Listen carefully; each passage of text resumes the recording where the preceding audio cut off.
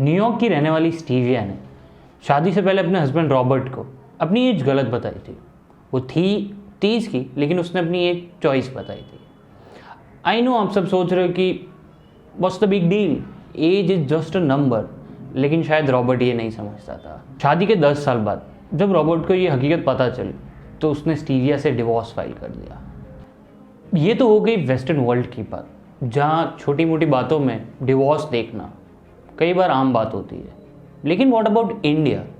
India today की 2018 की एक रिपोर्ट के अनुसार इंडिया में डिवोर्स रेट 1% है, लेकिन लास्ट 2 दशक में ये केसेस डबल हुए हैं। अगर हम बात करें हमारे सेलिब्रिटीज़ की, जिन्हें काफ़ी लोग अपना आइडियल भी मानते हैं, हमें यहाँ भी काफ़ी डिवोर्स देखने मिले। रिसेंटली बात करें तो धनुष ऐश्वर्या, ऋतिक रोशन, फरहान अख्तर, आमिर खान। तो क्या हम ये कह सकते हैं कि हमारी फिल्म इंडस्ट्री हमें इन्फ्लुएंस कर रही है? जी नहीं, ये पूरी तरह सही नहीं होगा। 20 फ़रवरी 2020 में रिलीज़ हुई मूवी थप्पड़ की हीरोइन तापसी पन्नू अपने हस्बैंड से डिवोर्स के लिए फाइल करती है, क्योंकि पार्टी में सबके सामने उसका हस्बैंड उसके ऊपर हाथ उठा देता है।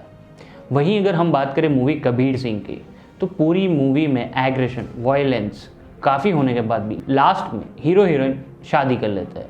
तो आखिर क्या रीज़न्स है कि आज के न्यू इंडिया में हमें इतने डिवोर्स देखने को मिल रहा है? अगर हम बात करें कुछ मेन रीजंस की, तो हम उनको 5 में डिवाइड कर सकते हैं। A new family, impulse wedding, change in status of a woman, broken bridge of communication, fifth and the last one, the outdated mind. New family, शादी के बाद लड़कियों का सिर्फ घर नहीं, उनका परिवार भी बदल जाता है। शादी के बाद उनका लाइफ पार्टनर कैसा है, उसके इन लॉज कैसे, उसके दूसरे रिश्तेदार कैसे है, इन सब बातों का एक लड़की की ज़िंदगी पे गहरा असर पड़ता है। भारत में घरेलू हिंसा की जड़ें बहुत गहरी है। नेशनल क्राइम रिकॉर्ड ब्यूरो 2019 की रिपोर्ट के अनुसार महिलाओं के खिलाफ क्राइम के सभी 4.5 लाख केसेस में से 30% आईपीसी सेक्शन 498 के तहत दर्ज किए गए थे। डोमेस्टिक वायलेंस एक मेजर प्रॉब्लम है, फिर भी इसे सबसे कम रिपोर्ट किया जाता है। सबसे ज़्यादा अंडर रिपोर्टिंग बिहार, कर्नाटक और मणिपुर में होती है, जहाँ डोमेस्टिक वायलेंस के केस 40% से भी ज़्यादा देखने मिलते हैं, लेकिन रिपोर्टिंग 8% से भी कम है। वायलेंस के रीज़न बहुत से हो सकते हैं। दहेज, मेल ईगो, घर के बाहर जाके काम करना, कस्टम्स, ट्रेडिशनल और फैमिली के पर्सनल रोल्स। इंडिया में आज भी 50% से ज़्यादा कपल अपनी फैमिली के साथ रहते हैं, एंड कई बार वो चैलेंजिंग भी हो सकता है। उनका ज़्यादा इंटरफेयर करना, उनके रिस्ट्रिक्शंस लगाना कहीं कपल्स के बीच क्लैशेस का रीज़न भी बन सकता है, एंड यही क्लैशेस आगे जाके डिवोर्स तक ले जाते हैं। इट्स अ फैक्ट कि फैमिली हमारे लिए स्ट्रेंथ एंड सपोर्ट होती है, लेकिन कई बार उनके द्वारा लगाए गए नियम, उनके रिस्ट्रिक्शंस एक कपल के डिवोर्स का रीज़न भी बन सकता है। And domestic violence just by husband नहीं होता, रिलेटिव्स, इन लॉज के थ्रू भी होता है। एंड दहेज is also a big reason domestic violence के अगेंस्ट। इंडिया में आज भी काफ़ी सिटीज़, विलेजेस ऐसे हैं जहां आज भी दहेज की प्रथा चली आ रही है। इम्पल्स वेडिंग, जल्दबाजी में लिए हुए फैसले अक्सर गलत साबित होते हैं। ऐसे केसेस तो कम हैं, लेकिन कुछ ऐसे कपल्स जो शॉर्ट टर्म डेटिंग करने के बाद एक दूसरे को अच्छे से जाने बिना शादी कर लेते हैं। शादी के पीछे रीज़न फैमिली का डर या दबाव भी हो सकता है, लेकिन वो शादियाँ जो प्यार के बिना होती है वो अक्सर टूट जाया करती है।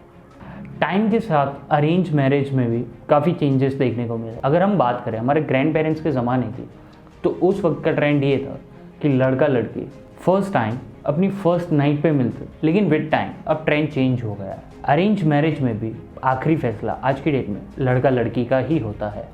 लेकिन हैरानी की बात तो ये है, यूपी, महाराष्ट्र, राजस्थान में आज भी ऐसे कुछ शहरों में वही पुराना हमारे ग्रैंड पेरेंट की परंपरा चली आ रही है। वो अपने बच्चों को अच्छी एजुकेशन, अर्बन लाइफस्टाइल प्रोवाइड करते हैं, लेकिन शादी के वक्त वो अपनी परंपरा से दूर नहीं होना चाहते। इसीलिए शादी तय करते वक्त वो अपने बच्चों से बिना कंसल्ट किए उनकी शादी तय कर देते हैं। कुछ ऐसी शादियाँ सक्सेसफुल हो भी जाती है, तो कुछ शादियों में यही रास्ता डिवोर्स तक ले जाता है। दोनों की अपनी अपनी लाइफ चॉइसेस होती है, इसके चलते झगड़े, clashes and later on divorce. Change in status of a woman, पिछले कुछ सालों में status of Indian women has undergone a tectonic transformation. आज की भारतीय नारी सेल्फ डिपेंडेंट है in terms of finance, social status as well as mental strength. आज वो अपनी लाइफ में रोटी, कपड़ा और मकान के लिए अपने स्पाउस पे डिपेंडेंट नहीं है। इनफैक्ट कुछ मैरिड वुमेन तो अपने हस्बैंड से ज़्यादा फाइनेंशियली आगे है एज वेल एज ज़्यादा सक्सेसफुल है। इसके अलावा भी उनके ऊपर घर की जिम्मेदारी होती है, और जब पुरुष प्रधान समाज में लड़कियां लड़कों से आगे निकलती है तो डेफिनेटली ईगो क्लैशेस होते हैं, और यही क्लैशेस उनके बीच टेंशन बिल्ड करता है। मेल ईगो एक्चुअली नॉट, हम में से ज़्यादातर लोग अपने घरों में यही देखते आ रहे हैं कि फाइनेंस हमारे डैड संभालते हैं और घर हमारी मम्मियाँ, और इसी सोशल स्टिग्मा के साथ हम बड़े होते हैं। फिर वही change in status of a girl हमसे डाइजेस्ट नहीं होता। हम नहीं देख पाते कि वो कहीं जॉब कर रही है, हमसे ज़्यादा कमा रही है। But in my opinion our generation is the one who is seeing major change, and we should be flexible enough to accept it. The broken bridge of communication. ज़्यादातर मॉडर्न मैरिजेस इसलिए फेल हो रही है क्योंकि दोनों partners आपस में अच्छा वक्त नहीं बिता पा रहे। वो अपने स्ट्रेसफुल डेली रूटीन से छुट्टी लेकर अपने लाइफ गोल्स, अपने फ्यूचर प्लान्स के रिलेटेड डिस्कस नहीं कर पा रहे हैं। दोनों अपनी डेली रूटीन, अपने ऑफिस आवर्स से घर आते हैं, हाउस होल्ड वर्क, बच्चों की रिस्पॉन्सिबिलिटी, ये कंप्लीट करके डिनर के बाद वो सो जाता है, एंड फिर यही साइकिल कंटिन्यू करता रहता है। एंड विद टाइम दोनों के बीच एक कम्युनिकेशन गैप बिल्डअप हो जाता है, एंड कई बार यही कम्युनिकेशन गैप कहीं और से फिल होता है, and this can lead to extra marital affairs. बहुत से कपल अपनी सेक्सुअल नीड एंड प्रॉब्लम्स के रिलेटेड भी बात करना पसंद नहीं करते हैं, इसलिए फिर वो यही प्रॉब्लम एंड यही सॉल्यूशन कहीं बाहर जाके ढूंढता है, एंड फिर वही खुशियाँ जब उन्हें किसी और से मिलने लगती है तो ये रिलेशन काफ़ी मेस्ड अप हो जाता है, which can lead to divorce. The outdated mind.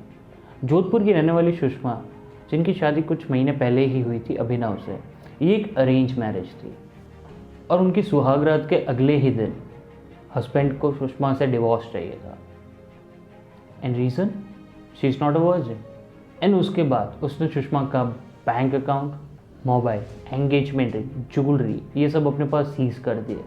Sushma के पेरेंट्स भी उसकी हेल्प करना चाहते थे, लेकिन उन्हें अपनी कम्युनिटी का डर था, इसी कारण वो उसकी हेल्प नहीं कर पाए, and that is actually very wrong. If आपने उसकी शादी करवाई है then it's your duty to look after her. आज भी काफ़ी लोग ऐसे हैं जिन्हें अपनी वाइफ वर्जिन चाहिए, एंड उसके लिए वो वर्जिनिटी टेस्ट जैसे इलीगल काम करवाने से भी नहीं कतराते। एंड एक रिपोर्ट के अनुसार ऐसे भी केसेस देखने मिले जहां इस वर्जिनिटी टेस्ट के बेसिस पे ही डिवोर्स फाइल किए गए। हमें समझना चाहिए इसके पीछे कहीं और भी कारण हो सकता है। She might be a sports player, she might be a victim of a child molestation, और may be a past relation too. पति पत्नी का आधार ये टेस्ट नहीं, उनका प्यार होता है, और हमें कई केस ऐसे भी देखने मिलते हैं जहाँ कहा जाता है कि हमारी बहू बांझ है, एंड वहाँ वो अपने बेटे का टेस्ट नहीं कराते। विक्टिमाइज लड़की को ही किया जाता है, एंड फिर वो अपनी फर्स्ट वाइफ को डिवोर्स देके कहीं और शादी कर लेते हैं। इस आउटडेटेड माइंड के और भी बहुत से शिकार हैं। एट द एंड मैं सिर्फ यही कहना चाहूँगा कि तलाक कोई बुरी बात नहीं है, ये कोई दुनिया का अंत नहीं है। इफ़ दो लोग साथ में खुश नहीं हैं तो उनका अलग हो जाना ही बेहतर है, ताकि वो दोनों अपनी अपनी लाइफ में आगे बढ़ सकें। लेकिन ये भी सच है, डिवोर्स ना सिर्फ आपके लिए बल्कि आपकी फैमिली मेम्बर्स के लिए भी emotionally as well as mentally disturbing हो सकता है।